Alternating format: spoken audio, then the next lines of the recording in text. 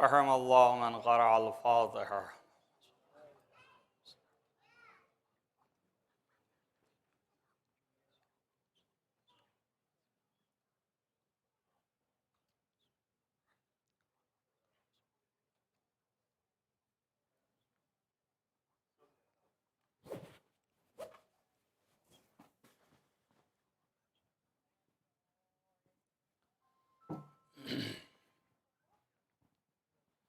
أعوذ بالله السميع العليم من الشيطان اللعين الرجيم.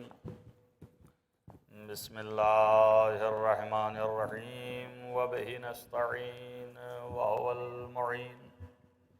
الحمد لله رب العالمين والعاقبة للمتقين والجنة للموحدين والنار للملحدين والمنكرين، والصلاة والسلام على سيد الأنبياء والمرسلين خاتم النبيين مولانا مولى الكونين جد الحسن والحسين أبي القاسم محمد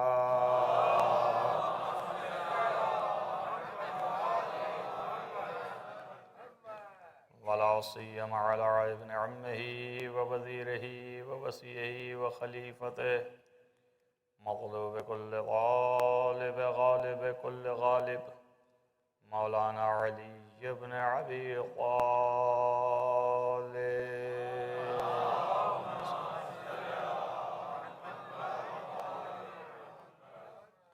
وعلى آله الطيبين الطاهرين المعصومين المظلومين الذين أذهب الله عنهم الرجس وطهرهم تطهيرا.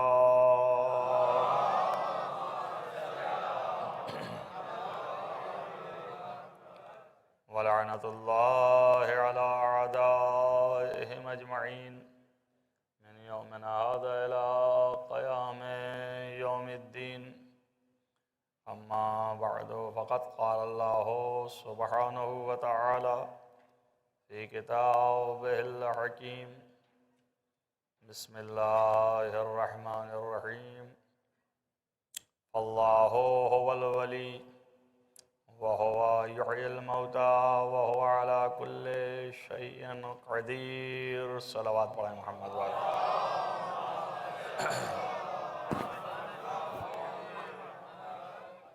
عزیزان گرامی مرتبت، ہماری ان مجالس کا عنوان ولایت الہیہ ہے، اللہ کی ولایت، اور اس کے لیے متعدد آیات ہیں. 2 دن میں نے ایک آیت کی تلاوت کی تھی. آج گرچہ کل بھی اس آیت کا بھی تذکرہ تھا، لیکن اس آیت کو عنوان کے طور پر آپ کے سامنے تلاوت کر دی، جس میں اللہ کا ارشاد ہے کہ بس اللہ کے علاوہ کوئی ولی نہیں. اللہ هو الولی،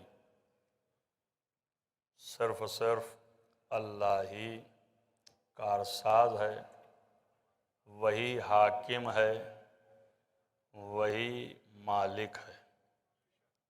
اس کے علاوہ سب اسی کے رحم و کرم پر جو بھی ہیں، جو جس طرح ہیں، وہ اسی کی عطا سے ہیں. جو کچھ بھی بنیں گے وہ اللہ کی عطا پہ بنیں گے. اگر اللہ انہیں ولی بنائے گا تو اللہ کی عطا ہے، اور اگر اللہ نے نافرمانی کی بنا پہ شقی بنایا تو یہ بھی اللہ کی دین ہے. اور عطا اور دین بھی ملحوظ خاطر رہے، کبھی اللہ جو ہے وہ ظالم نہیں ہے، ہمیشہ عدل کے مطابق عطا کرتا ہے. تو جب تک کوئی سبب نہ ہو اس وقت تک وہ چیز مل نہیں سکتی. سبب بھی فراہم کیا ہے، ایسا نہیں ہے کہ سبب جو ہے آپ کو دکھائی نہ دے، واضح اور روشن طریقے سے آپ کو اختیار دیا ہے کہ آپ چاہیں تو ان اسباب کو اختیار کریں جن کے ذریعے سے آپ سعید بنیں گے، اور اگر آپ چاہیے تو ان اسباب کو اختیار کریں جن کے ذریعے سے آپ شقی ہو جائیں گے۔ اللہ نے دونوں کو فراہم کیا اور آپ کے اندر دونوں کی صلاحیت اور ایبلٹی بھی رکھی ہے، اور اسی بنیاد پر اس نے امتحان کا فیصلہ جو کیا ہے وہ اسی بنیاد پر ہے۔ اگر آپ میں صلاحیت نہ ہو تو پھر امتحان کا کوئی مطلب نہیں۔ لہذا صلاحیت بھی ہے کہ آپ اچھائی کو بھی اختیار کر سکتے ہیں اور برائی کو بھی اختیار کر سکتے ہیں، اور اختیار آپ کے ہاتھ میں ہے، اور کھلا ہوا وہ مالک ہے، اور کھلا ہوا وہ خالق ہے، کھلا ہوا وہ رب ہے۔ اس کا اعلان ہے، اپنی اطاعت کا تمہارے سامنے بھرپور طریقے سے اخبار ہے کہ تم سمجھ لو کہ میری اطاعت میں رہو۔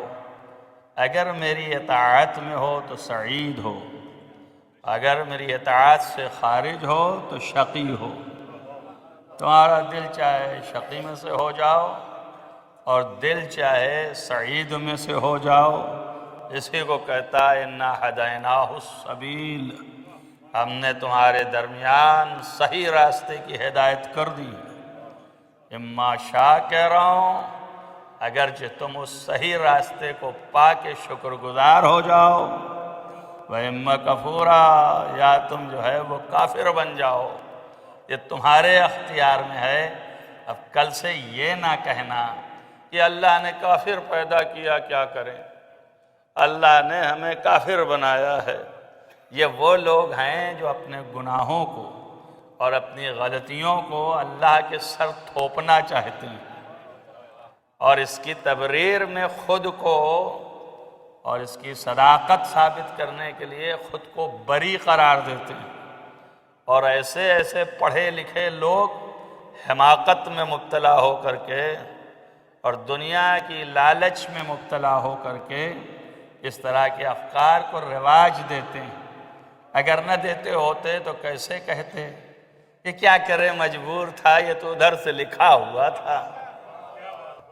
لکھا کچھ نہیں تھا، جب صاف ہی کہہ رہا ہے کہ میں نے ہدایت تمہارے سامنے رکھی ہے، اچھائی قبول کر کے تم جو ہے اچھے بن جاؤ، برائی قبول کر کے تم برے بن جاؤ، اختیار تمہارے ہاتھ میں ہے۔ تو لکھا تو کچھ بھی نہیں ہے، لکھا کا کوئی مطلب ہی نہیں ہے۔ وہ تو جو اپنی نگاہ علم اجمالی سے دیکھا ہوا ہے کہ تیرے سامنے چاہے لاکھ ہم شاہراہ ہدایت فراہم کریں مگر تو باطل ہی کی راہ پہ چلے گا، تو اس کا اعلان کر رہا ہے وہ، اور آپ لگے ہیں کہ کس طرح سے چھڑا لے جائیں۔ ان بیچارے تھوڑے کم عقلوں سے اگر چھڑا بھی لیا تو اس کی پنجہ قدرت سے کون چھڑا سکتا ہے؟ کس میں طاقت ہے کہ چھڑا لے؟ آپ لگے رہیے کہیے کہ ہم بچا لے جائیں گے اور وہ جو ہے عذاب نہیں دے گا، دیکھیے اس دلیل سے عذاب نہیں دے گا، دیکھیے اس دلیل سے عذاب نہیں دے گا۔ آپ ساری زندگی دلیل فراہم کرتے رہیے تاکہ جو نافرمان خدا ہے اس کو عذاب خدا سے بچا لیجئے، اور کہیں ایسا نہ ہو جائے انہیں دلائل کے بیچ میں آپ پھنس جائیے، اور اگر پھنس گئے تو آپ پہ عذاب ہو جائے گا۔ اس لیے ضروری ہے کہ ہم آپ سترک ہو جائیں اور ہم آپ جو ہیں وہ اچھے طریقے سے متوجہ ہو جائیں اور بہت صحیح طریقے سے صحیح راستے کی طرف آ جائیں، اور اس صحیح راستے کا نام اللہ کی اطاعت ہے۔ مَن یُطِعِ اللَّهَ وَرَسُولَهُ، جو اللہ اور اس کے رسول کی اطاعت کرے فقد فاز فوزا عظیما۔ قرآن یہ پیغام دے رہا ہے وہی جو ہے بڑی کامیابی پہ ہے، اللہ کی اور رسول کی اطاعت۔ اگر ایک لمحے کے لیے اللہ کی اطاعت سے پھرا اور رسول کی اطاعت سے پھرا تو وہی شقی ہو جائے گا، بدبخت ہو جائے گا۔ بے اطاعت اللہ کی اور رسول کی نافرمانی نہ ہو تو ہر چیز میں نا، یہ تھوڑی نہیں کہ جو آپ کو پسند ہو اس میں فرما بردار، اور جو پسند نہیں آپ کو آ رہا ہے اس میں آپ نافرمان۔ تو آپ کی مرضی نہیں مہم ہے، مرضی خدا سامنے ہونا چاہیے۔ جنہوں نے اپنی مرضی کو مقدم کیا اور اپنی مرضی کو اس میں آئے، اپنے کو مقدم کیا، اپنے نفس کی خواہشات کو، انہی میں کہ ایک بزرگ ابلیس بنے۔ اور جنہوں نے اللہ کی مرضی کو سامنے رکھا ان میں کے بزرگ ایسے تھے کہ ایک رات سو کے اپنی مرضی خدا کے ہاتھ بیچ لیا۔ صلوات پڑھیے محمد وآل محمد۔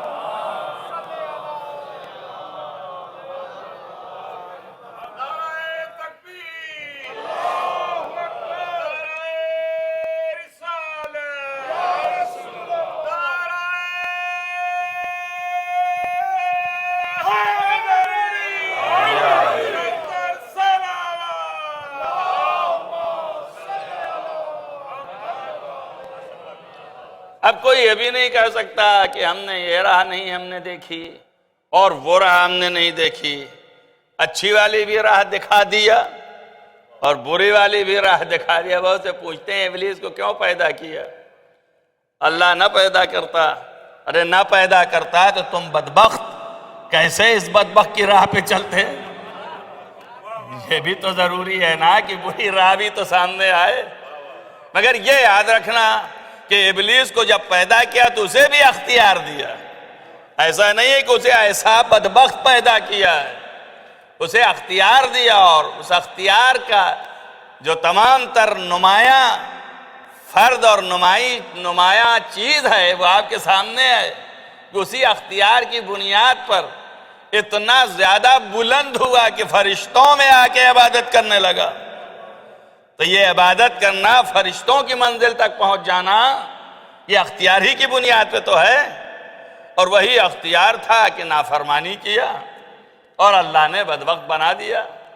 مگر وہ قیامت تک اب بدبختوں کا امام ہے، وہ قیامت تک بدبختوں کا امام ہے، اور قیامت تک راست گو اور صاحب مرضی پروردگار کا امام علی ابن ابی طالب ہے۔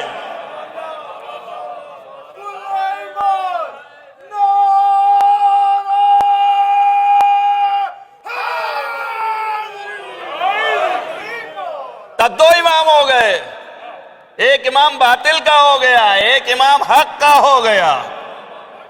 جنگ ہر طرح سے ہے، جو علی سے لڑے وہ خدا سے لڑ رہا ہے، اور ابلیس جو ہے کھلا ہوا لڑ رہا ہے، تو خدا سے بھی لڑ رہا ہے، ملائکہ سے بھی لڑ رہا ہے، آدم سے بھی لڑ رہا ہے۔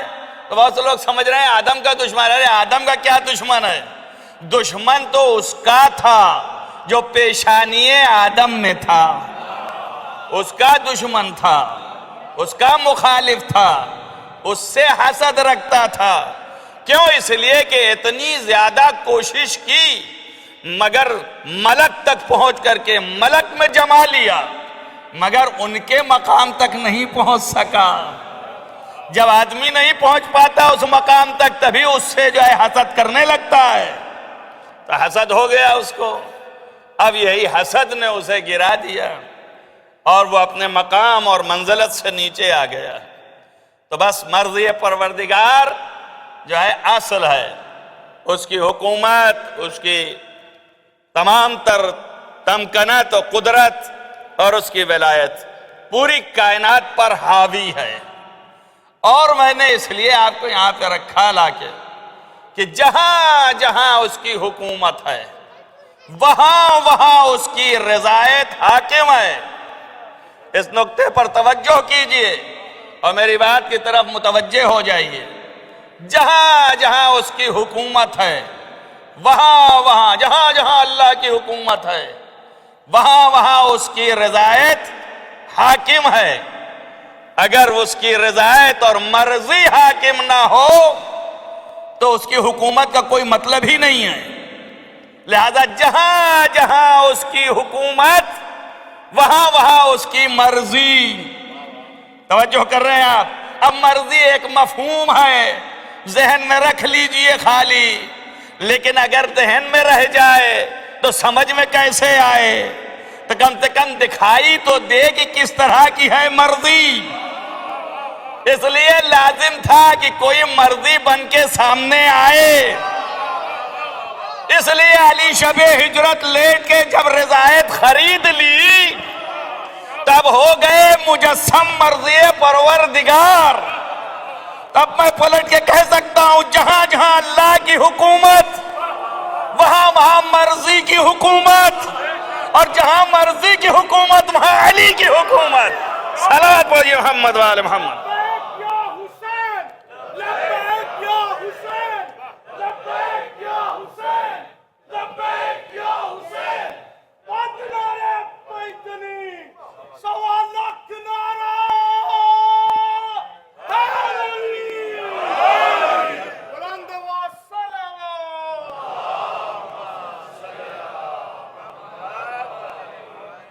ہر جگہ یہ حکومت کار فرما ہے، اور اسی کو معصوم نے فرمایا ولایتنا ولایت اللہ۔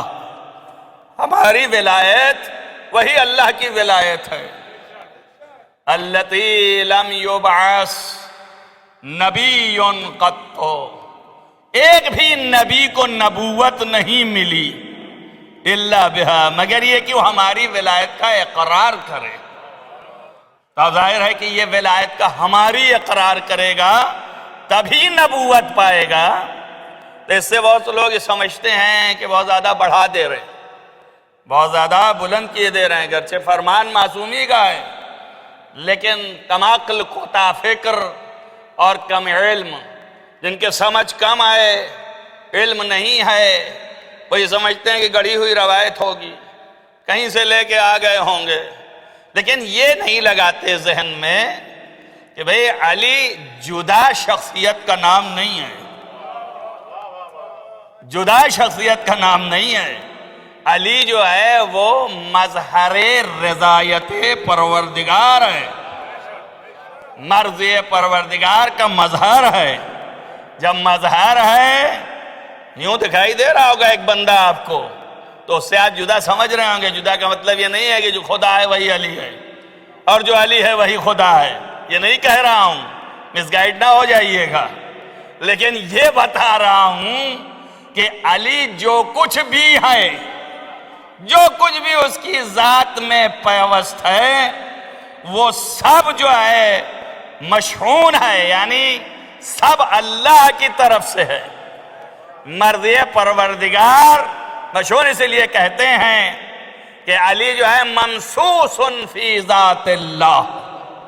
اب بتائیے میں کیا کیا بیان کروں اور کس طرح بیان کروں؟ یہ سخت چیزیں ہیں، مشکل چیزیں ہیں، آسان چیزیں نہیں ہیں۔ ابھی تو آدمی یوں ہی بندگی کی ہی نہیں سمجھ پایا کہ بندہ سمجھے، پھر کہاں ممسوس فی ذات اللہ سمجھے گا؟ وہ بہت بلند چیز ہے، وہاں تک ذہن ہی نہیں پہنچے گا، پر خالی بندگی کی حیثیت سے۔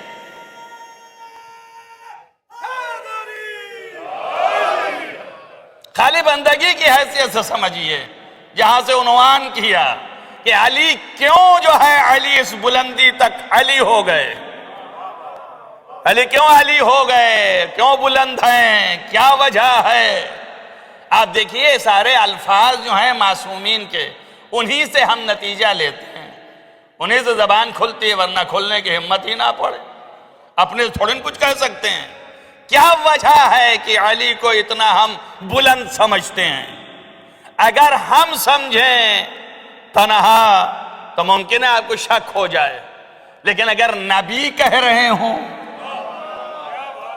عالم مکان میں اللہ کے بعد نبی سے بڑا کوئی نہیں ہے، صرف نبی ہے، خاتم الانبیاء ہیں، اور کسی ایک وقت میں اصحاب بڑے منہ تاک رہے تھے جب نبی نے علی کی پیشوائی کی اور ان کی عظمت کے لیے آپ نے بھرپور طریقے سے احترام ادا کیا، تو ملائکہ جو ہیں اصحاب جو ہیں وہ منہ تاکنے لگے کہ ان کو اتنا کیوں بڑھا چڑھا رہے ہیں۔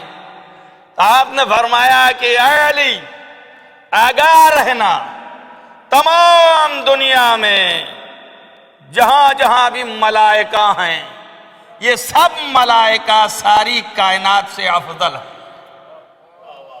اور ان ملائکہ میں جتنے ملائکہ ہیں ان سب ملائکہ پر تمام انبیاء افضل ہیں۔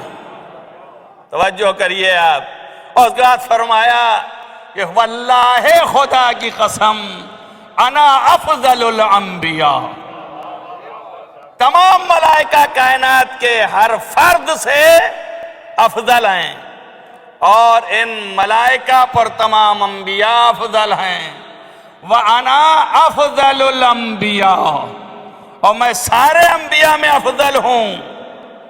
یا علی انت بعدی افضل منہم، اے علی آپ میرے بعد ان سب سے افضل ہیں۔ تب علی سب سے افضل ہو گئے نا۔ اچھا اب اس طرح پڑھ رہے ہیں، حدیث ہے پڑھ رہے ہیں، حدیث سنا رہے ہیں پیغمبر کی، بھئی پیغمبر نے کیا فرمایا وہ آپ کو بتا رہے ہیں کہ پیغمبر نے یوں فرمایا۔ پیغمبر فرما دیں تب بھی شک کر رہے ہیں، اگر ہم کہیں تب تو ہم کو اتار ہی لیں گے، آپ کہیں گے کہ نہیں یہ تو اپنے سے کہہ رہے ہیں، پیغمبر تک لائے تو اب شک میں ہو گئے کہ کہیں ایسا تو نہیں کہا بھی کہ نہیں کہا، ہے بھی کہ نہیں ہے، صحیح ہے کہ ضعیف ہے، خراب ہے کہ الٹی ہے، کیسی حدیث لاتے ہیں، سناتے ہیں، بتاتے ہیں۔ اما جب اللہ کہہ رہا ہو تو کیا کرو گے؟ ہم کو چھوڑا چھوڑ دو، اب نبی کو چھوڑو۔ اچھا نبی تک بھی پہنچ کے چھوڑ دیا، تب اللہ کو بھی چھوڑو۔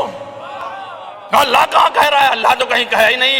اگر کہا نہیں کہ ساری کائنات سے علی افضل ہے تو پھر کیوں کہا وَأَنفُسَهُمْ وَأَنفُسَكُمْ؟ کیوں کہا کہ تم اپنے نفسوں کو لاؤ، ہم اپنے نفسوں کو لاتے ہیں؟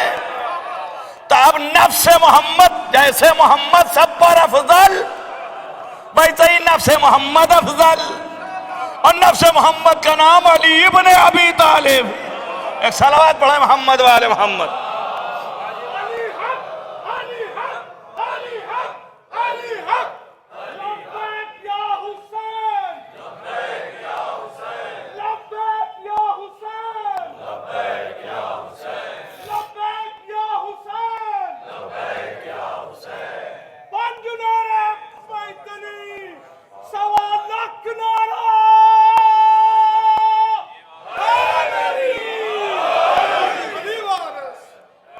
اور علی کے بعد علی کی اولادیں تمام کائنات پر افضل ہیں، جو بھی ہیں وہ سب تمام کائنات پر افضل ہیں، اور ظاہر ہے کہ ان میں ایک ایسی ہے کہ اسے چھوڑ نہیں سکتے، اس لیے کہ سب کی نسبت اسی سے ہے، سب کی نسبت اسی سے ہے۔ ساری کائنات سے افضل علی ابن ابی طالب، ساری کائنات سے افضل پیغمبر ختمی مرتبت، ساری کائنات سے افضل ان کی اولاد معصومین۔ اگر ایک ذات ایسی ہے کہ جس سے نبی کا بھی رشتہ، جس سے اولادوں کا بھی رشتہ، جس سے علی کا بھی رشتہ، یعنی علی سب سے افضل ہونے کے بعد نبی یہ کہہ رہے ہیں کہ یا علی آپ میں تو کچھ فضیلتیں ایسی ہیں کہ وہ فضیلت ہم میں بھی نہیں ہے۔ اب بتائیے اب کہاں تک لے جائیں گے اس کو، کدھر لے جائیں گے، کہاں پہنچائیں گے آپ؟ باقی فیصلہ آپ کیجئے گا جا کے گھر میں، اور سوچتے رہیے زندگی بھر کہ کیا کریں، کدھر رکھیں، مگر ایک فضیلت ایسی ہے کہ جو آپ میں ہم میں نہیں ہے۔ اور وہ فرمایا فضیلت کیا ہے؟ تو آپ نے کہا ایک فضیلت تو یہ ہے کہ آپ کعبے میں پیدا ہوئے، ہم کعبے میں پیدا نہیں ہوئے۔ تو یہ فضیلت ہے نا، اللہ چاہتا تو وہاں پیدا کرواتا، لیکن نہیں پیدا کروایا۔ آپ کو پیدا کروایا، ہمیں نہیں۔ اور دوسری فضیلت یہ ہے کہ آپ طرفین سے بنی ہاشم ہیں، اسی کو کہتے ہیں نجیب الطرفین۔ اللہ اکبر، آپ ملاحظہ کریں، نجیب الطرفین، جو آج زور دیتے ہیں لوگ کہ اپنی نسل کی حفاظت کریں، وہ غلط نہیں کرتے ہیں، وہ یہیں سے لیے بیٹھے ہیں۔ ان کا ماں بھی آپ کی بنی ہاشم اور باپ بھی آپ کے بنی ہاشم، لیکن وہ ہمیں نصیب نہیں ہے، لیکن ہماری ماں بنی ہاشم میں سے نہیں تھی۔ تو آپ کو ایک یہ بھی فضیلت اور ایک یہ بھی فضیلت۔ تو جو سب سے افضل ہے اس کے فضیلت میں پھر بھی نقطہ نکالا کہ دیکھیے آپ میں کچھ ایسی فضیلتیں ہیں جو ہم میں نہیں ہیں۔ اور آخری یہ ہے کہ آپ کی بیوی سیدۃ النساء العالمین، ہماری بیوی نہیں سیدۃ النساء العالمین۔ تو اب علی کی کچھ بھی ہو جائے، زہرا زوجہ ہیں، علی سے نسبت زوجیت کی ہے، بیٹوں سے نسبت مادریت کی ہے، ماں ہیں، ام ہیں، بات ختم ہو گئی۔ رسول کی بیٹی ہیں، سبھی جانتے ہیں، یہیں پہ ختم ہو جاتا۔ رسول کی بیٹی کم نسبت ہے، رسول کی بیٹی یہ بہت بڑی نسبت ہے کہ رسول کی بیٹی کوئی کم نسبت ہے۔ بڑے آدمی کا لڑکا سامنے آ جاتا ہے، کیسے لوگ جھکنے لگتے ہیں؟ کوئی کم نسبت ہے؟ نسبت تو کم نہیں ہے نا، بہت بڑا وقار ہے، بہت بڑا قد لمبا ہے، لیکن اس کے باوجود نبی اور بڑھا رہے ہیں۔ اللہ اکبر، توجہ کرو اور اپنے عقل و ہوش کی دوا کرو۔ رسول کی بیٹی تھی، یہی کافی تھا فاطمہ کی بلندی کے لیے، لیکن نبی کہہ رہے ہیں فاطمہ تو ام ابیہا، فاطمہ اپنے باپ کی بھی ماں ہے۔ تو یہ فضیلت بلند کرنے کے لیے نہیں کہہ رہے، پھر کیا کہہ رہے ہیں؟ ہم بولے تو ہمیں غالی کہہ دو، نبی بولے تو ہم کیا کہو گے؟ ایک صلوات پڑھیے محمد وآل محمد۔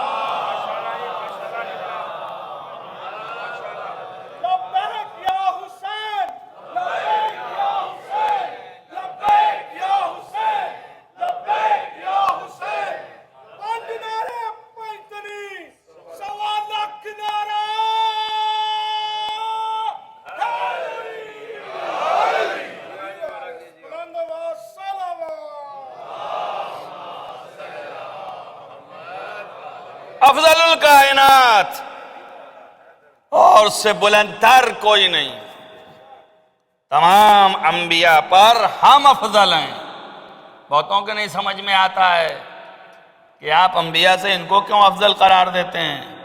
رسول اللہ ہیں بے شک، لیکن علی کا نام نہ لیجیے، وہ افضل نہیں۔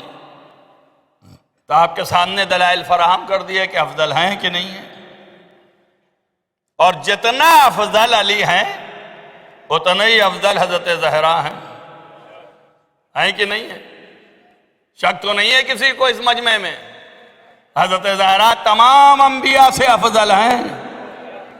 افضل کا کبھی بھی برابری کرنے والا جو ہوتا ہے وہ بھی اتنا ہی افضل کہلاتا ہے، لیکن اگر وہ کمتر ہے تو وہ برابر کا نہیں ہے، تو اس کا مطلب یہ افضل ہے، وہ مفضول ہے، برابر کا نہیں ہے۔ پیغمبر نے فرمایا کہ اگر علی نہ ہوتے تو کائنات میں کوئی زہرا کا کفو نہیں تھا۔ اس کا مطلب کوئی برابر نہیں ہے۔ اور اس کے بعد بھی خالی یہ مطلب تک رہ جاتا، نبی نے اس کو بھی معین کر دیا، نہ آدم کے علاوہ سارے انبیاء میں بھی کوئی برابر نہیں ہے۔ اس کا مطلب زہرا سب سے افضل ہیں۔ آپ سوچئے جب انبیاء زہرا سے آنکھ نہیں ملا سکتے تو شوہر زہرا سے کیا آنکھ ملائیں گے؟ ان کے کیا برابر ہوں گے؟ انبیاء جو ہیں وہ برابر نہیں ہیں حضرت زہرا کے، تو حضرت امیر المومنین زوج بطول ہیں، ان سے کیا وہ برابری کر پائیں گے؟ تو یہ وہ مقام ہے، کیوں؟ اس لیے کہ مرد پروردگار کا مظہر ہے۔ انبیاء ساری زندگی اطاعت کریں، مرضی پروردگار کے مطیع ہیں، فرما بردار ہیں، لیکن علی مالک مرضی پروردگار، فرق دونوں میں ہے، اس لیے یہ افضل ہیں، وہ مفضول ہیں، یہ بلند تر ہیں، وہ ان کے مقابل میں بلندی نہیں رکھتے، ہم جو ہے پستر نہیں کہتے، لیکن ان کے مقابل میں برابری کے نہیں ہیں، وہ بلند تر ہیں، اللہ کی رضایت مشحون ہے اور ممسوس ہے ذات اللہ۔ اللہ کی ذات کیا ہے کوئی جانتا ہے؟ دنیا میں کوئی جان سکتا ہے؟ کسی میں دم ہے کہ پہچان لے کہ خدا کی ذات کیا ہے؟ اسی لیے منع کیا ہے کہ ذات خدا پہچان نہیں سکتے ہو، ساری زندگی تحیر میں رہو گے، حیرت میں رہو گے، حیران پریشان، جانتے ہی نہیں ہے کہ کیا ہے ذات خدا، لہذا کہا ہے کہ لا تفکروا فی ذات اللہ، اللہ کی ذات میں فکر نہیں کرنا، بل فکروا فی صفات اللہ، اللہ کے صفات میں فکر کرنا، ذات میں نہیں، صفات میں۔ عالم ہے، متکلم ہے، قادر ہے۔ کل میں نے آپ کو بتایا کہ ولی کے صفت میں سے جو آیت پڑھی اسی میں ہے کہ وہ اللہ ہی ولی ہے، وَهُوَ يُحْيِي الْمَوْتَى، وہ مردوں کو زندہ کرتا ہے، وَهُوَ عَلَى كُلِّ شَيْءٍ قَدِيرٌ، اور وہ ہر شے پر قدرت رکھتا ہے۔ تو ایک ولی کی پہچان ہو گئی کہ مردے کو زندہ کرتا ہے۔ اب ہر ولی ولی نہیں ہے، کہنے کا نام چاہے جو رکھ لے، نام رکھنے میں تھوڑی کچھ جاتا ہے، لقب چرانے میں تھوڑی کچھ جاتا ہے، جو چاہے امیر المومنین بن جائے، جو چاہے ولی اللہ بن جائے، جو چاہے ولی بن جائے، مگر جب تک صفات نہ ہوں، صفات ڈھونڈنے ہیں، تو اللہ کو صفات سے تلاش ہو۔ اب اللہ کے صفات میں سے یہ ہے کہ مردے کو زندہ کرتا ہے، تو وہی ولی بھی ہے، مردے کو زندہ بھی کرنے والا ہے۔ اب آپ کہیے کہ صاحب اگر یہی صفت رہی تو ہم تو ایک اور بھی جانتے ہیں کہ مردے کو زندہ کرتا ہے، تو آپ کیا کریں گے؟ کیا اسے بھی اللہ مان لیں گے؟ تو صفات پہ فکر کرتے ہیں تو ہم نے دیکھا اللہ مردے کو زندہ کرتا ہے، تو ہم نے ایک اور کو دیکھا ہے وہ بھی مردے کو زندہ کرتا ہے، تو کیا آپ مان لیں گے اللہ اس کو؟ اسی میں دلائل پیش کیا، بہت پہلے کی بات ہے، یہ جو ہے وہ سن 1900 کے آس پاس کی ہندوستان میں سرکار ناصر ملت تعالی اللہ مقام ہو کے زمانے میں ہندوؤں کے درمیان مناظرہ چلا، اور ہندو جو آریائی تھے انہوں نے کہا کہ ہمارا تمام مسلمانوں سے مناظرہ ہے اور وہ جیت نہیں پائیں گے، ہمارے پاس ایسے سوال ہیں کہ جواب نہیں دے پائیں گے۔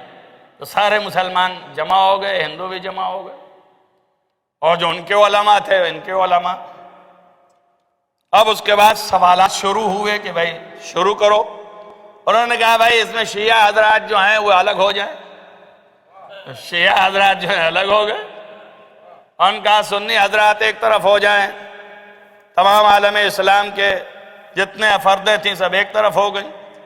اور انہوں نے دیکھنے کے بعد کہا شیعوں سے فقط ایک سوال، اگر جواب دے لے گئے تو کوئی بات نہیں، اور نہیں دے لے گئے تو ہار جائیں گے اور وہ اپنا دین چھوڑ دیں۔ اس کے بعد پھر سارے سوالات اہل سنت سے، مسلمانوں سے، شیعوں سے کوئی سوال نہیں، صرف ایک سوال ہے۔ انہوں نے پوچھا کیا ایک سوال ہے؟ تو کھڑے ہوئے جو ان کے بڑے عالم تھے انہوں نے کہا کہ آپ قرآن کو اللہ کی کتاب کیوں مانتے ہیں؟ خالی یہی ایک سوال ہے، کیوں مانتے ہیں آپ قرآن کو اللہ کی کتاب؟ اب ظاہر ہے کہ یہ کیوں کا جواب دیجئے آپ، اور جہاں دیے پھنسے۔ انہوں نے کہا اس لیے مانتے ہیں، اب ظاہر ہے کہ جواب دینا ہے تو شیعوں کے علماء میں ظاہر سب سے بزرگ تر ناصر ملت مرحوم تھے، وہ چاہے کہ جواب دیں تو ان کے شاگرد سبت حسن صاحب نے ہاتھ جوڑ کے کہا سرکار شاگرد حاضر ہے، پہلے شاگرد جواب دے لے، جہاں اٹک جائے گا پھر استاد ہے۔ تو خاموش ہو گئے، شاگرد کھڑے ہو گئے، انہوں نے کہا تم بتاؤ کہ ہم کیوں مانتے ہیں؟ اس نے کہا ہم نے جو تمہاری چیزیں پڑھی ہیں اس میں ہمیں ایک ہی دلیل ملی کہ فصاحت و بلاغت کا جواب نہیں ہے دنیا میں، کوئی شخص قرآن کی فصاحت و بلاغت کا جواب آج تک نہیں لا سکا۔ اب چونکہ قرآن کا کوئی جواب نہیں ہے اس لیے یہ قرآن مخلوق کی زبان نہیں ہے، یہ خالق کی زبان ہے۔ یہ ہم نے پڑھا ہے، تم اسے مانتے ہو؟ انہوں نے کہا ہم مانتے ہیں، یہ تو اصل ہے، دلیل اصلی ہے یہ کہ دنیا میں کوئی قرآن کا بدل نہیں ہو سکتا، نہ اس کی فصاحت کا، نہ بلاغت کا، نہ نظامت کا، اور نہ اس کے اندر معانی کا، نہ مفہوم کا، کسی چیز کا۔ کہا جب ایسی بات ہے تو ایک کتاب اور ہے، اس کتاب کا نام نہج البلاغہ ہے، اس کا بھی دنیا میں نہ فصاحت کا جواب، نہ بلاغت کا جواب، نہ معنی کا جواب، نہ مفہوم کا جواب، نہ اختصار میں بہت سے مطالب کو جمع کرنے کا جواب، یہ بھی ایک کلام ہے۔ تو اب آپ مانیے کہ یہ بھی کلام جو ہے جس کا ہے وہ بھی خدا ہے۔ اب آپ تو توحید کے قائل ہیں تو دو خدا مان نہیں سکتے، تب آپ بتائیے، بس آپ سے اتنا ہی سوال ہے کہ اگر قرآن جو ہے اس کا جواب نہیں ہے تو دلیل ہے یہ اللہ کی کتاب، تو ویسے ہی نہج البلاغہ کا جواب نہیں، اس کی بلاغت و فصاحت کا، تو یہ دلیل ہے کہ جس کی ہے وہ بھی خدا۔ آپ دو خدا مانیے۔ اب جواب دیجئے۔ سبط حسن صاحب مسکرائے، کہنے لگے کہ دیکھو اگر جواب پیدا ہو جائے تو اس کا مطلب یہ بندہ ہے، خدا نہیں ہے۔ اللہ اکبر۔ اگر جواب پیدا ہو جائے تو تمہارا کلیم یہی ہے نا کہ جواب نہیں ہے، لیکن اگر جواب پیدا ہو جائے تو اس کا مطلب یہ ہے کہ یہ بندہ ہے، خدا نہیں ہے۔ لیکن قرآن کا جواب اب نہیں پیدا ہو سکتا ہے، مگر اس کا جواب میں سنائے دیتا ہوں۔ تو یہ بتا، یہاں مناظرہ کرنے آیا ہے، ہسٹری پڑھی ہے تو نے؟ تاریخ جانتا ہے تو؟ اس نے کہا اتنا بڑا مناظرہ کرنے کے لیے مجھے بلایا گیا ہے، اگر میں تاریخ نہ پڑھا ہوتا تو مجھے یہاں لایا کیوں جاتا؟ کہا نہیں پڑھا تو نے؟ کہا کیسی باتیں کر رہے ہیں آپ، میں تاریخ کے چپے چپے سے واقف ہوں۔ پھر انہوں نے دمکنت سے کہا نہیں پڑھا تو نے، اگر پڑھا ہوتا تو ایسا سوال نہ قائم کرتا۔ اس نے کہا پوری تاریخ چھانے بیٹھا ہوں، کہاں ہے کوئی بدل بتاؤ، کوئی جواب بتاؤ، دکھاؤ۔ تو آپ نے کہا مگر تجھے نہیں یاد تاریخ کربلا پڑھا ہے؟ یہ ہے کربلا کا کارنامہ۔ کہا تاریخ کربلا پڑھا ہے؟ کہا تاریخ کربلا بھی پڑھا ہے، کہیں کوئی جواب نہیں آیا۔ کہا نہج البلاغہ کا جواب ہے تاریخ کربلا میں، تو امام حسین کو شہید کر دیا گیا۔ کہا اب میں تجھے جواب بتاتا ہوں۔ اب اس کے بعد کہا اسی لیے کہتا ہوں کہ تو نے تاریخ نہیں پڑھا، اگر پڑھا ہوتا تو تو سوال نہیں کرتا۔ اب جواب مجھ سے سن۔ جب دربار یزید میں زینب علیہ کھڑی ہوئی اور آپ نے خطبہ دینا شروع کیا تو حی بن اخطب نام کے ایک صحابی رسول تھے، ان کی ایک آنکھ جنگ جمل میں چلی گئی اور ایک آنکھ جنگ صفین میں چلی گئی، نابینا تھے، دربار میں کھڑے تھے۔ جیسے ہی آواز سنی ویسے انہوں نے پلٹ کے پوچھا لوگوں یہ بتاؤ کیا قیامت آ گئی؟ کہا کیوں قیامت کہاں آ گئی، یہ تو دربار شام ہے، قیامت نہیں۔ کہا نہیں، اس لیے میں پوچھ رہا ہوں کہ میرے مولا نے کہا تھا کہ جب قیامت آئے گی تو میں بولتا نظر آؤں گا۔ یہ علی کی آواز کہاں سے آ رہی ہے؟ تو زینب دربار یزید میں بول رہی تھی، حی کے سامنے پردہ تھا تو وہ زینب نہیں علی سمجھ رہا تھا۔ تو اس کا مطلب یہ ہے علی کا جواب زینب بن گئی۔ اب جا کے وہی فصاحت، وہی بلاغت، وہی چیزیں سب آ گئیں، تو یہ خالق نہیں مخلوق ہے کہ جس کا بدل آ سکتا ہے۔ ایک صلوات پڑھیے محمد و آل محمد۔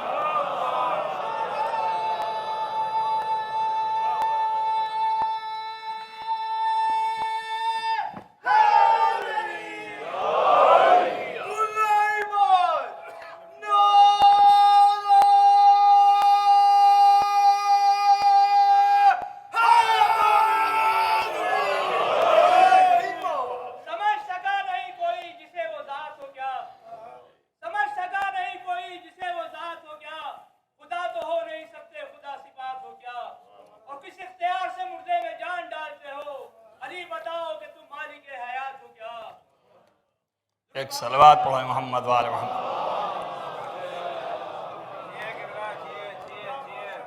اب یہ علی سے پوچھ رہے ہیں، وہی آ کے بتائیں گے۔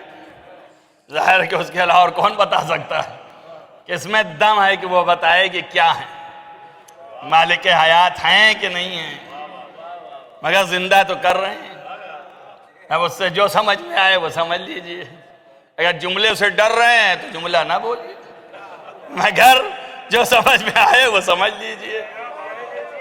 جملے سے نہ ڈریے، صرف یہ دیکھیے کہ مالک حیات ہے کہ نہیں ہے، اقتدار ہے کہ نہیں ہے۔ وَهُوَ عَلَىٰ كُلِّ شَيْءٍ قَدِيرٌ، اللہ جو ہے ہر شے پر قدرت رکھنے والا ہے۔ اور یہ لم یکفی بربک، کیا تمہارے لیے کافی نہیں ہے کہ انہ علی کل شیء شہید، کہ وہ ہر شے کے اوپر جو ہے گواہ ہے، سب کو اپنی نگاہ سے دیکھ رہا ہے، ہر چیز کو دیکھ رہا ہے۔ آپ دیکھیے یہ سب صفات الہیہ میں سے ہیں، قرآن پڑھا ہوا ہے، مگر سمجھنے کی بات ہے۔ اب اگر آپ یہ دیکھیں کہ آدمی ہر چیز کو دیکھ کیسے رہا ہے، بتائیے آپ کیسے دیکھ لے گا؟ کہا بلا آنکھ کے دیکھ رہا ہے، تو سمجھ میں نہیں آتا ہے، اور آنکھ رکھ کر کے بھی نہیں دیکھ سکتا ہے۔ ہم یہاں دیکھ رہے ہیں تو پیچھے کی خبر نہیں، آنکھ ہے مگر پیچھے نہیں دیکھ سکتے، آنکھ ہے مگر آگے نہیں دکھائی دے رہا ہے، چشمہ لگانے کے بعد بھی نہیں پہنچ رہی آنکھ کی روشنی اور بینائی، تو معلوم ہوا کہ یہ آنکھ دیکھ نہیں سکتی ہے۔ مگر یہ بتائیے کہ وہ کیسی آنکھ رکھتا ہے کہ جو ہے تو مدینے میں مگر مشاہدہ کر رہا ہے کوفے کا، ہے تو مدینے میں مگر مشاہدہ کر رہا ہے شام کا۔ جب لوگ پوچھتے ہیں آپ بتائیے وہاں کیا ہو رہا ہے، تو آپ بتا رہے ہیں کہ وہاں یہ ہو رہا ہے، وہ ہو رہا ہے یہاں پر، کہہ رہا ہے تیرے گھر میں یہ ہو رہا ہے۔ تو اس کا مطلب یہ آنکھ جو ہے یہ کوئی اس آنکھ سے متصل ہے جو ہر شے کو دیکھ رہی ہوتی ہے، اسی سے متصل ہے یہ۔ اگر اس سے اتصال نہ پائے تو یہ ہر شے کو نہیں دیکھ سکتی ہے۔ اب اتصال وہی ہے کہ جہاں وہ چیزیں ہیں مرضی کا مالک ہوا تب اتصال ہو گیا۔ جیسے ہی اتصال ہوا، اس لیے کہ مشیت پروردگار یہاں پل رہی ہے۔ جب مشیت اس قلب میں آ گئی تو اب یہ نگاہ پروردگار سے دیکھ رہا ہے۔ تمام تاریخیں شاہد ہیں، روایات شاہد ہیں کہ پیغمبر نے فرمایا ان المومن لینظر بنور اللہ، مومن جو ہے وہ اللہ کے نور سے دیکھتا ہے۔ مومن دیکھ سکتا ہے، امیر المومن نہیں دیکھ سکتا۔ سوچئے، مومن دیکھتا ہے اللہ کے نور سے، جو اللہ کے نور ہی سے بنا ہے، کیا وہ نہیں دیکھ سکتا ہے؟ ایک صلوات پڑھیے محمد وآل محمد۔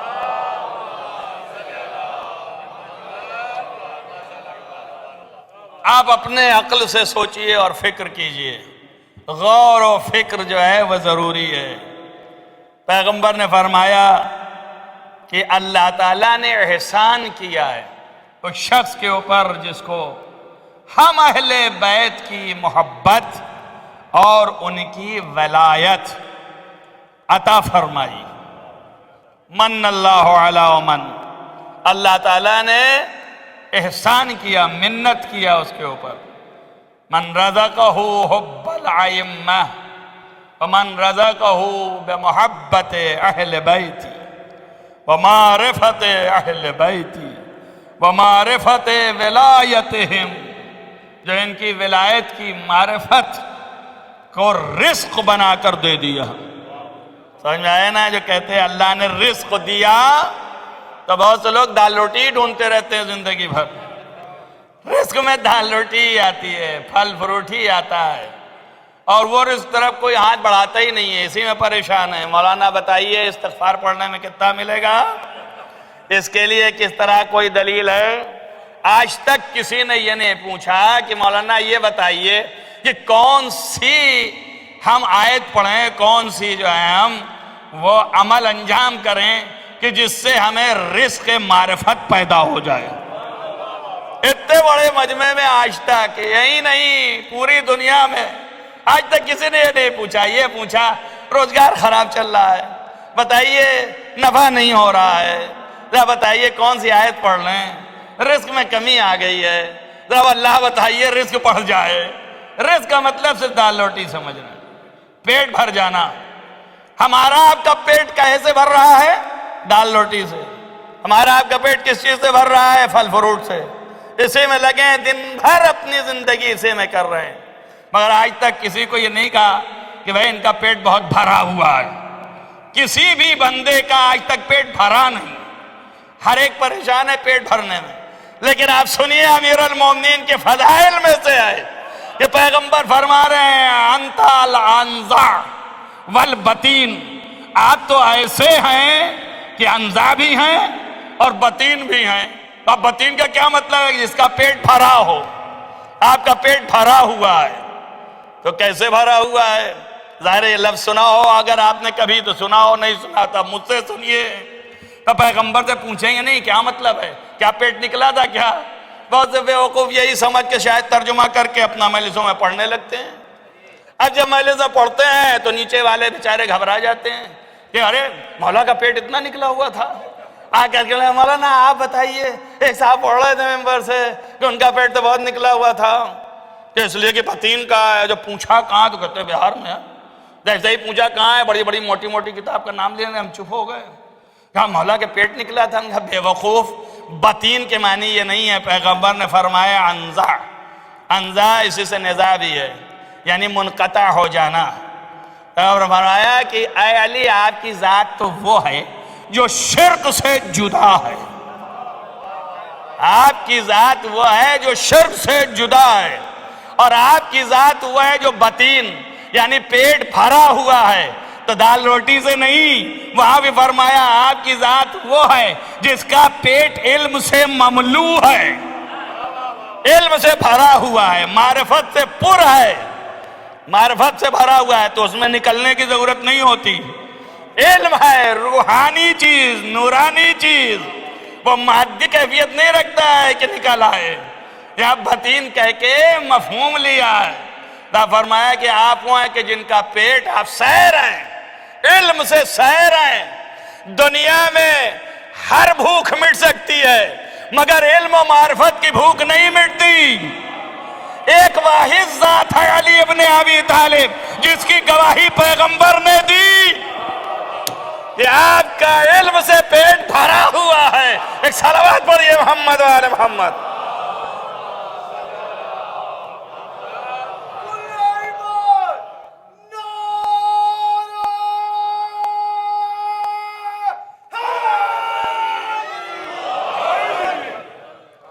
اب یہ جو ملائکہ جن کو بتایا کہ ان سے انبیاء بھی افضل اور انبیاء سے ہم بھی افضل, یہ ملائکہ کرتے کیا ہیں وہ ذیل کی روایت ہے, بات ختم کر رہا ہوں.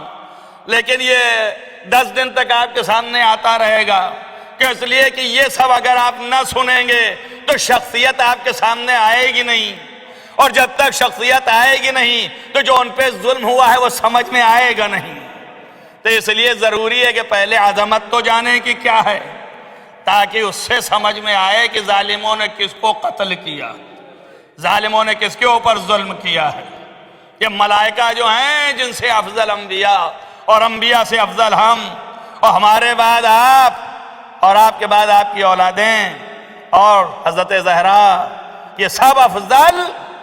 اب اس کے بعد ایک جملہ اور کہا اپنی قدر پہچانی ہے, اور فرمایا یا علی جتنا ہم لوگ افضل ہیں اتنا ہی ملائکہ سے محبوں کا و شیعتوں کا, تمہارے محب اور شیعہ بھی افضل ہیں.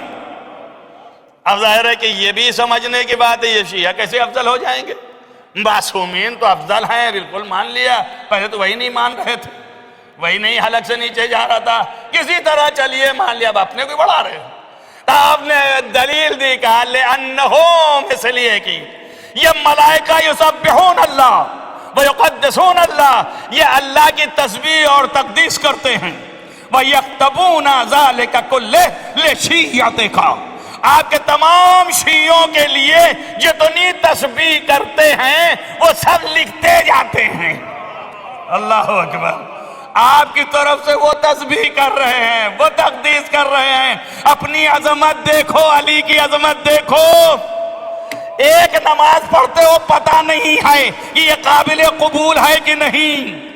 بس میں اتنا ہی کہنا چاہ رہا ہوں، تمہاری نماز کا بھروسہ نہیں ہے کہ قابل قبول ہے کہ نہیں، اللہ کیا مقبول ہے کہ نہیں، کہ اس لیے کہ شرائط پورے ہیں کہ نہیں، جو لباس تھا یہ پاکیزہ تھا کہ نہیں، یہ لباس اپنا ہی تھا کہ کسی اور کا تھا، یہ پانی جو وضو کیا صحیح تھا کہ نہیں، اور جہاں کھڑے ہو جگہ اپنی ہے یا نہیں، یہ کچھ نہیں پتا ہے کہ شرائط کے ساتھ نماز پوری ہو، تو آپ کے عمل کا تو کوئی اجر معلوم ہی نہیں ہے۔ توجہ کریں آپ۔ لیکن ملائکہ معصوم ہیں، معصوم تسبیح کرتا جاتا ہے، شیعہ کے خاتے میں لکھتا جاتا ہے۔ ایک صلوات پڑھیے محمد وآل محمد۔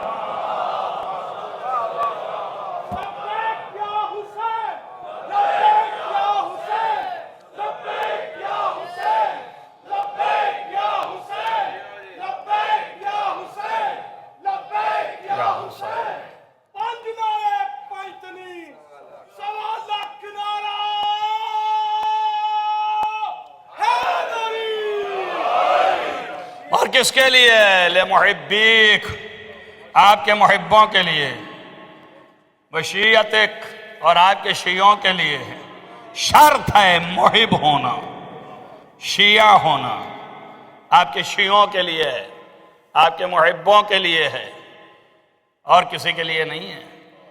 ہمارے آپ کے کہنے سے کوئی مطلب نہیں ہے، ہونے سے مطلب ہے۔ محب ہیں، اگر محب ہیں، پہچان کیا ہے؟ یہیں پہ پہچان آ جائے گی۔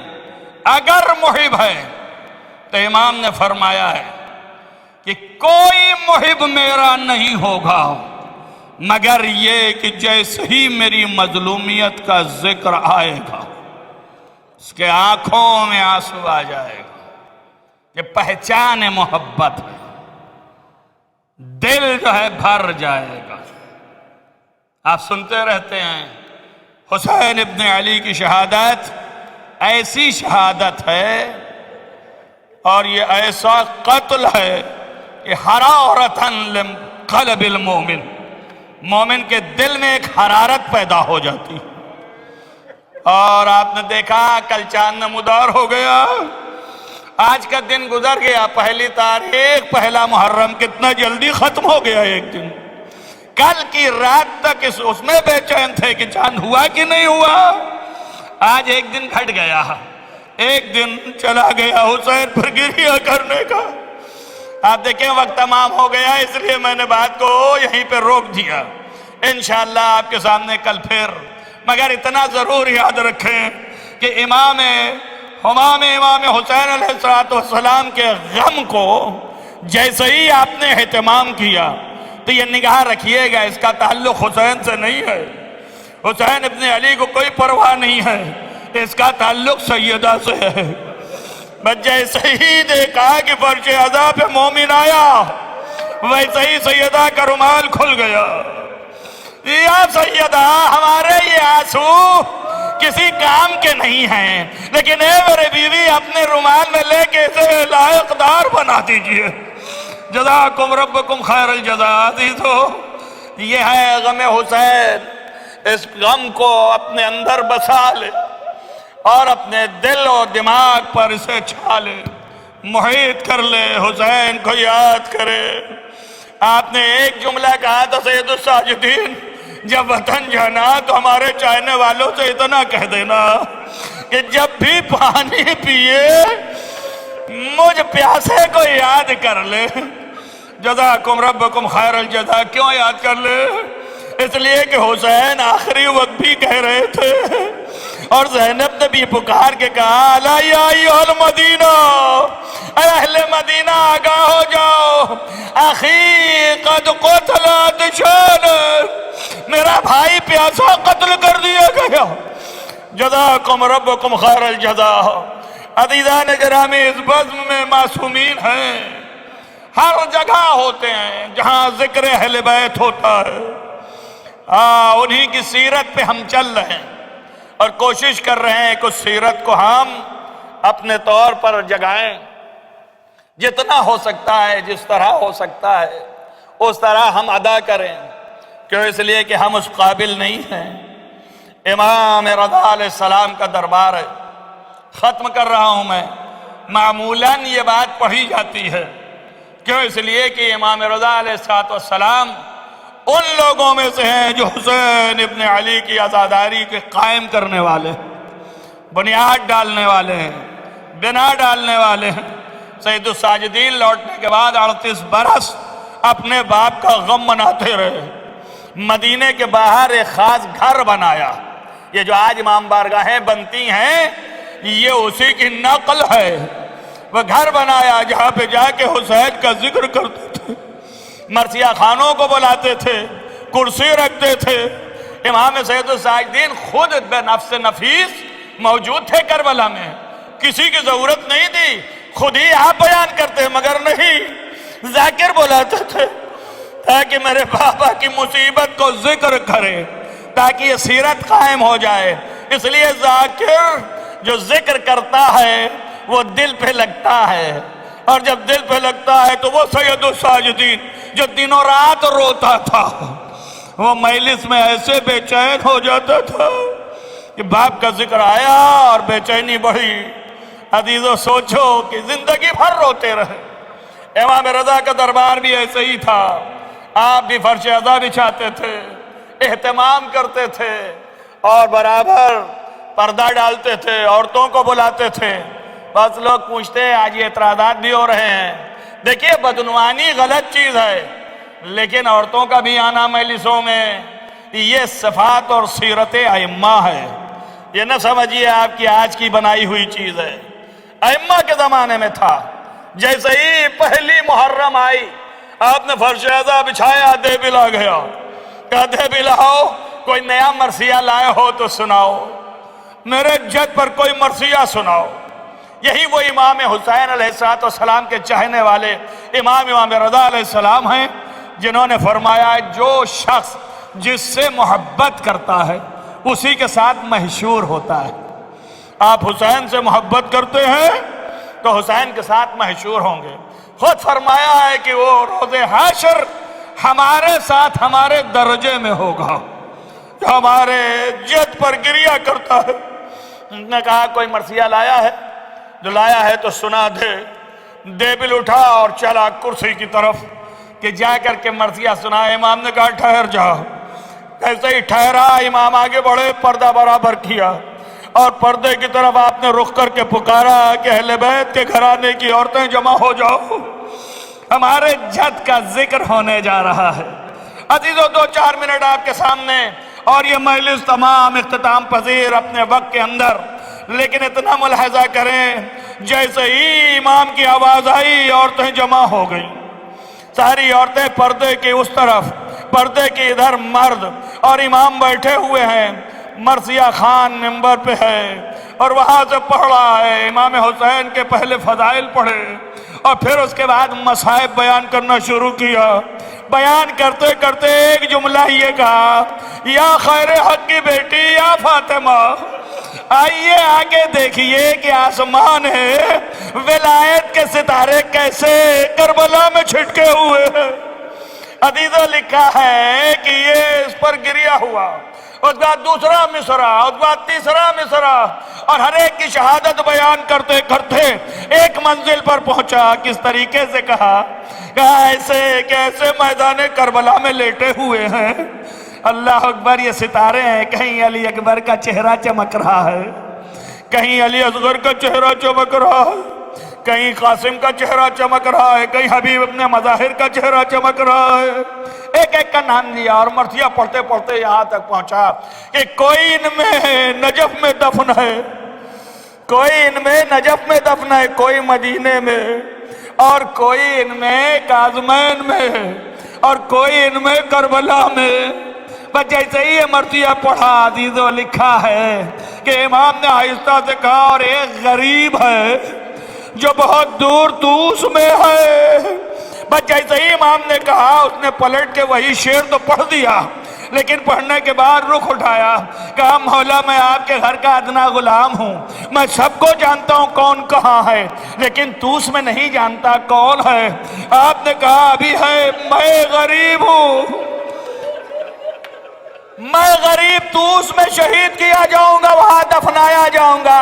عزیزو ویسے ہی پھر سے دیبل نے مرثیہ دہرا دیا، اور جب یہ شعر پڑھا کہ ایک غریب توس میں ہے، ایک خادمہ نے پردہ ہٹایا، آواز دیا دیبل بس اب آگے نہ بڑھانا، اس لیے کہ امام کی بہن غش میں چلی گئی۔ عزیز و خط کیا معصوم قوم، آپ کے بھائی کی خبر جو زندہ بیٹھا ہے آپ برداشت نہ کر سکی۔ ارے زینب سے پوچھئے، ایک ہاتھ کمر پہ آواز دے رہی ہے پسر ساتھ، ارے تو کھڑا دیکھ رہا ہے میرا ماجایا ذبح کیا جا رہا ہے۔ عزیزو واماں وابتا کہتے ہوئے پکارتی رہی، ارے کوئی حسین کی مدد کو نہیں آیا۔ زینب نے گھبرا کے ذوالجناح سے کہا، ارے تو ہی میرے حسین کی حفاظت کر۔ سیعلم الذین ظلموا ان ينقلبوا منقلب۔ اللہم انی اسألک بحق فاطمۃ وعبیہا وبالہا وبنیہا والسر المستودع فیہا ان تصلی علی محمد وآل محمد۔ بار الہ تجھے واسطہ ہے محمد وآل محمد کا معبود، گناہان کبیرہ و صغیرہ عفو فرما، نیک اعمال کی توفیق عنایت فرما۔